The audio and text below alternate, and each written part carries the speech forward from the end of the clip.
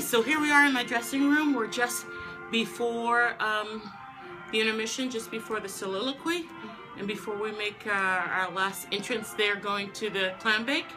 And I am in my dressing room with Marie Sokolova. And you're the representative. I am the editor. I can talk about that too, yeah. Yeah. And I'm a regular chorister in the regular season. Uh-huh. So yeah, I'm being a chorister is my job, you know. I get to sing with the greats like Denyce every day, so which is really awesome. So you were just telling me before we started that you run an opera outreach program? I do. I run an opera outreach program called Chicago Opera Playhouse, and we do operas and musicals, and we take them to schools. We go to about 50 different schools in the Chicagoland area. Do you really? And we go on tour to a couple different places, mainly in Peoria, Illinois, and sometimes up to Wisconsin as well. So it's a really neat program, and a friend of mine and I from college started it. She started it by just wanting to put on Hansel and Gretel for her family and friends, and then they ended up taking it to schools. And between the two of us, we now do 3 different programs. One which is it's a full show like Hansel and Gretel, or we do a lot of musicals written by local composers, and we use all Chicago-based talent, people, up-and-coming artists and things like that. And it's actually a very easy thing to do, to open, in whatever city you live in and stuff like that, to open up an outreach program if you're trying to get experience, and that was part of what we started it for too, is to get experience for ourselves, just in how to do opera, what all goes into doing an opera company. So, you see, this is what we talk about sometimes, you guys. It's so important to learn to become an entrepreneur. Yes. And to create your own opportunities. Absolutely. My friend, her name is Lyndon Christ. She's also the education outreach director for Chicago Opera Theater. And so for her, when that's her main job, but she also teaches at I can't remember if she's one of the choir directors at Northwestern or maybe it's Roosevelt. Sorry, Roosevelt. Yeah. And Jonita Lattimore, I think, is there. Oh, Michael Ehrman is there too, I think. Yeah. Yeah. But in order to make her job and her life more fulfilling in her music career, she does a million different things. She does Chicago Opera Theater, Chicago Playhouse. Like I said, she directs that choir. I think she has a church job, and she uses all of those things to make her full career, because isn't that wonderful? And it is, and so music is her career, but for her, just being the education outreach director isn't enough. She wants some performing in there. She wants some, some other things in there. So she spreads it out. So, and what I love so much is that you created it, build it and they will come, right? So, yeah, absolutely. Yeah. And, right now, as we all know,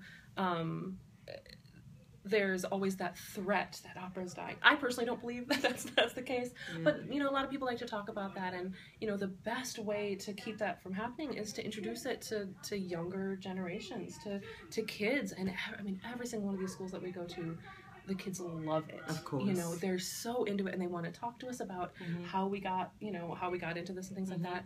Aside from our main show, we do just like an assembly style performance. We also do just classroom-sized ones, one for kindergarten through 3rd grade, and this year we're doing a one-person version of the Magic Flute, where we just come in and we put on the Magic Flute with the kids. And in one classroom, one hour, and it's really fun. And then the other one is actually a high school performance where we have one female and one male singer, and we do excerpts from Romeo and Juliet by Gounod and West Side Story, and then we talk about the play as well and sort of intermingle all of them. I see. Yeah. And then we teach a stage combat lesson in the middle of it, so that all the kids get to play, get to participate in. And again, it's reaching, high schoolers are such a difficult group. Yeah. When you're going to a whole bunch of kids who aren't necessarily in a music class. This might be an English class that we're going to, and it really helps to get them interested in it. And I think it's really important for us as singers to go beyond a little bit and reach out to those kids and build our own audiences. So that's terrific. I love that. And so what all you? But it sounds like you yourself are doing a lot of a lot too. I mean, do. you've got are you one of the singers who's under contract here? Yeah, I'm a regular Full-time? chorister, full-time chorister. My full-time job is singing in the chorus of the lyrics. So, Wow. and it's amazing. Ugh, and I get to cover roles as well. That's wonderful. So I just covered a role in The Passenger. Yeah. And I've covered roles like Janetta in Elixir, which my voice has changed since I had my kids, so that's never gonna happen again. But yeah, I've gotten to do a lot. I've had a lot of opportunities here. And then, like I said, now I do Chicago Opera Playhouse, and I'm more or less the general administrator for that, and then I direct a lot of the shows. So, wow. Yeah. But where do you find the time to do all of that with because your season's pretty heavy here. It's I mean, now, heavy. after we finish Carousel, I'll have 3 months off. You have 3 months off, Yes. right? So, and is that when you would involve yourself in some of your other projects, yes, or is it all sort of happening simultaneously? For the reason I'm the director for Chicago Playhouse and not anything, like not one of the performers and things like that, is because of this job. I don't have the time with the regular chorus to actually be performing other places. But during the summer, we do our auditions and we do our rehearsing, and then so that I can direct the show. And once it gets on its feet, they don't see me again. I see. Because they're out in schools. And if we need a brush up, I plan a brush up usually on Sunday evenings when we don't. We only have matinees on Sundays. So here at the Lyric. Yeah. Was that so? Yeah, we never have evening performances on Sunday. So I always know my Sunday evening is free, so I can always plan things for that if I need to. And is there a day off? We have every 9 days. Every 9 days. Sometimes it's less than that, but we have to have it every 9 days off. And how does the contract work here? For the, because that's a great big question. I know. Yeah. You're about to come into negotiations. We are, and I'm the AGMA representative for Carousel, but during the regular season at the moment I'm the assistant delegate. Mm-hmm. So this will be my second negotiations that I'll participate in. So, wow. Yeah. And what are some of the things that are important to one of the things that we're talking about, sometimes it's little stuff, and sometimes it's big stuff. Sometimes it's something as simple as small fees that we might get for extra things that we do. Yeah. We used to get different fees for if we did something that was categorized as dancing, not movement, but like choreographed dancing, we would get an extra fee for that. And there was this big argument about with that, or lifting over 30 pounds, we would get an extra fee for that. Any scene that we're in that we're not singing in, we would get an extra fee for that. And we've now combined them so that for each show, everybody, not just the people who do those extra things get an extra fee, everybody gets a lump sum for every show. Mm-hmm. And so sometimes, like in our last negotiations, that was one of the things we management wanted, and we negotiated and came to a decision on. Another thing are number of weeks, number of hours per week. In Carousel, it's much different. We can work up to like 48 hours a week, which for those opera singers, we're like, we're going a little crazy. But the music theater people are used to that. In the regular season, the chorus is only allowed to work 24 hours a week. I know that sounds really small, but with the way that we take breaks, the way that the union does breaks with the hours in between, just because we're technically only working, say, 6 hours a day, we're still here from noon till 11. Right. Because of all the breaks that we have in there, which, it's debatable whether you want those breaks, but some people need that vocal rest in between doing these gigantic Verdi, Wagner, Puccini operas. Yeah. They're singing these huge arias, and you need a couple hours rest. Yeah. And so that's why our 24-hour work week is like that. We need those rest days in there. We're often down here for 40 hours a week, but we need those breaks in there for vocal rest. So. Yeah. And how is it? This is something different. Does this fall under your contract? I mean, Carousel. Does Carousel fall under the contract? Carousel is actually a separate contract. It's a separate contract, mm-hmm. Right. So this is something outside of the regular season, so we have to audition for as regular choristers. And they contractually have to take a certain number of us that audition. Really? Mm-hmm. But they don't have to take the entire choruses, or ensemble, I should say, for Carousel. Does not have to be all regular choristers. If they wanted to be, that it could. We're a little curious to see what might happen, with King and I, because I know the director likes to do, they might want an all-Asian cast or, and that sort of thing. Right.